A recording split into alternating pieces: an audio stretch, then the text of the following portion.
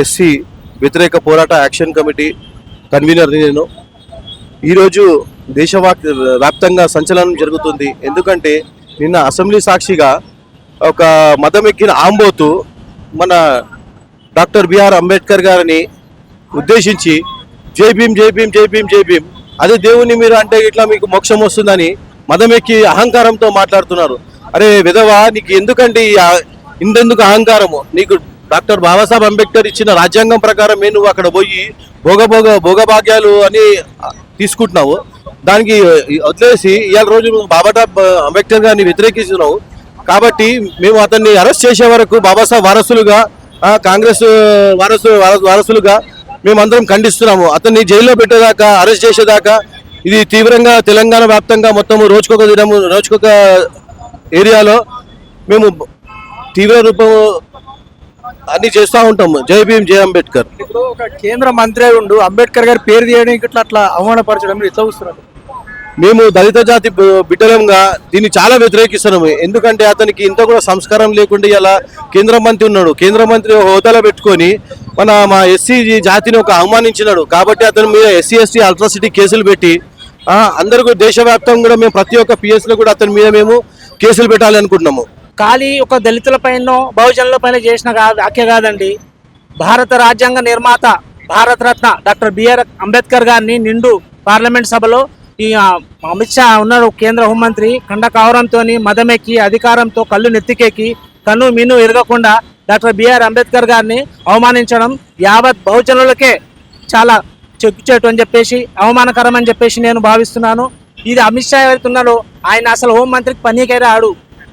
ఆయన తడిపారాయి తిహార్ జైల్లో నేరస్తులుగా ఉండి జీవితం గడిపొచ్చిన ఆయన కేంద్ర హోంమంత్రిగా ఉండడం ఏంటండి? ఇంతమంది ఐపీఎస్లకు ఆయన బాస, దేశం మొత్తం ఆయన చేతులు ఉండాలా?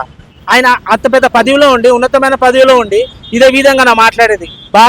రాజ్యాంగ నిర్మాత అంబేద్కర్ గురించి మాట్లాడేది. ముందు నుంచి కూడా అంబేద్కర్ గారిని కానీ ఈ భారత రాజ్యాంగాన్ని కూడా కించపరిచి అనగదొక్కాలని చూస్తున్నారు అని చెప్పేసి మా ఏఐసిసి నాయకులు, ప్రధాన ప్రతిపక్ష నాయకులు రాహుల్ గాంధీ గారు ముందు నుంచి కూడా చెప్తున్నారు. రాజ్యాంగాన్ని బుక్లో చేతిలో పట్టుకొని దేశమంతా తిరుగుతుంటే అది ఖాళీ రాజ్యాంగం అని చెప్పేసి మోడీ అవహేళన చేసిండు. అక్కడ కూడా మోడీ అవహేళన చేసిండు. ఇదంతా అధికారం ఒక మతం ఎక్కి కూడా చేస్తున్న పని ఇది.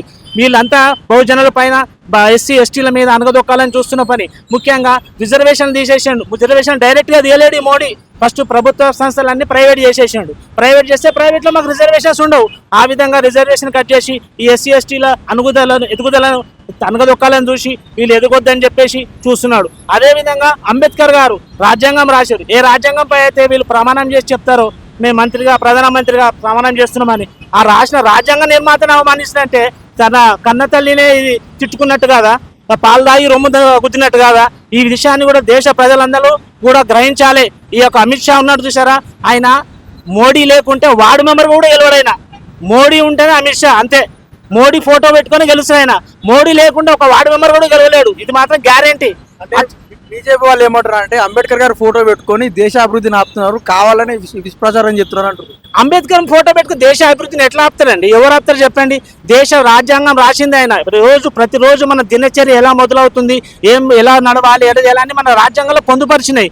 దాని విధంగానే కదా మన తెలంగాణ రాష్ట్రం సిద్ధించింది కూడా ఆర్టికల్ 3 ప్రకారమే కదా. చిన్న రాష్ట్రాలు ఉంటే అభివృద్ధి జరుగుతుందని చెప్పేసి డాక్టర్ బిఆర్ అంబేద్కర్ రాజ్యాంగంలో పొందుపరిచినదికే కదా మన రాష్ట్రం సిద్ధించింది, మన చిరకాల స్వప్నం సిద్ధించింది. మనం ఇంత స్వేచ్ఛ స్థాయిగా ఉండి మన ఉద్యోగాలు మనం తీసుకోగలుగుతున్నాం. అంటే ఉన్నతమైన వ్యక్తిని ఈ ఏమి తెలియని అమిత్ షా ఎంతేదండి ఆనాలము? ఆయనకి ఏ విధంగా సరిపోతాడైనా? ఆయనకున్న డిగ్రీ లేనిది ఆయన ఎక్కడ పోయి చదివిండు? ఎంత కష్టం పరిస్థితిలో అలా భార్య పిల్లలు చదివిపోతున్నా కూడా అక్కడ ఆయన బహుజనుల కోసం, దేశ ప్రజల కోసం, దేశ ప్రజల ఉన్నత జీవితాల కోసం తన జీవితాన్ని, కుటుంబాన్ని త్యాగం చేసిండు. ఇదే అంబేద్కర్ గారిని ఒక ఫ్రెండ్ అడిగాడంట బయట చదువుతున్నప్పుడు, నువ్వు రాత్రంతా మేల్కుంటున్నావు కదా, నువ్వు ఇట్లా నీ ఆరోగ్యం ఖరాబ్ అయితే అంటే, నేను ఇక్కడ మేల్కుంటేనే కదా నా జాతి అక్కడ మేల్కుంటుంది అని చెప్పేసి అన్న మహా వ్యక్తి ఆయన. తన జీవితాన్ని కూడా ఎప్పుడు ఏ పదవి కోసమో ఈ అమిత్ షా లేక పాకులాడి అవి రాజకీయాలు చేయని వ్యక్తి అంబేద్కర్ ఆయన. ఆయన ఫక్తు రాజకీయ నాయకుడు కాదు. ఈయన విమర్శలు చేసేది ఉంటే రాజకీయ నాయకుడిని చేయాలి.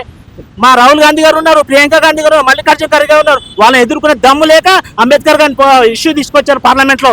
ఇవన్నీ కూడా దేశాన్ని భ్రష్టు పట్టించడానికి చేస్తున్న నాటకాలని చెప్పేసి ఈ బీజేపీ ఇలాగే ఉంటే మునుముందు కూడా మనుస్మృతిని అమలు చేసి ఈ భారత రాజ్యాంగాన్ని అనగదొక్కాలని చూస్తున్నారు.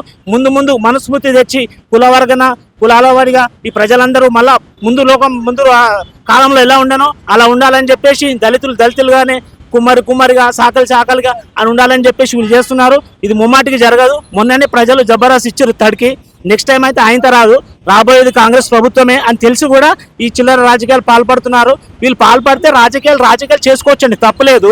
వీళ్ళు రాజకీయాలు కానీ అంబేద్కర్ గారిని ఎందుకంటే అలాంటి వీళ్ళు భారత రాజ్యాంగ నిర్మాత ఆయన.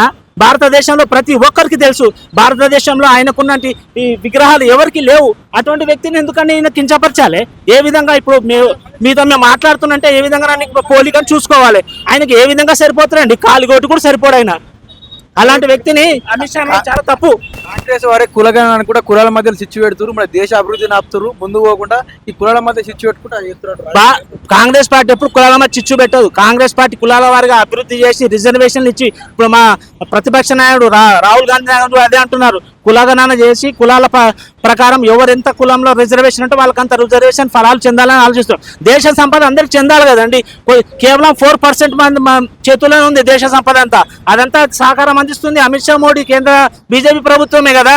అది కాదంటున్నారు రాహుల్ గాంధీ గారు. ఏమంటున్నారు? దేశ సంపద, దేశంలో పుట్టిన ప్రతి పౌరుడు కూడా హక్కు ఉంటుంది దాంట్లో.